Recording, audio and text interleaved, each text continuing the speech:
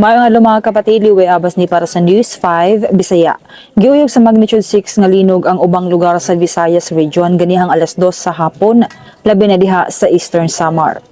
Sumala sa Philippine Institute of Volcanology and Seismology na detect sa San Julian, Eastern Samar ang epicenter sa linog nga 10 kilometers lang ang gilawmon. Tungod ani na sinati ang intensity 5 sa Leyte, Samar ug Eastern Samar. Samtang na eksperyensya sad ang hinay nga linog sa Masbate, Cebu, Sorsogon, Iloilo nga niabot hangtod sa Northern Mindanao. Sa Katbalogan nakuhaan sa CCTV ang kusog nga pag-uyog hasta sad sa Kalbayog nga mura og giduyan ang usa ka balay. Unya sa Santa Rita, Eastern Samar, nang gawas ang mga tao sa ilang balay, human miuyog og kusog tungod sa linog. Wala sa nakalikay sa linog ang usa ka simbahan kay nahulog ang dakong krus ani, human milinog. Suspendido sad ang mga trabaho sa tanang government offices sa Eastern Samar. Maayo na lang kay walay tsunami alert, pero giingnan ang mga residente nga magpabiling alerto sa posible pang aftershocks.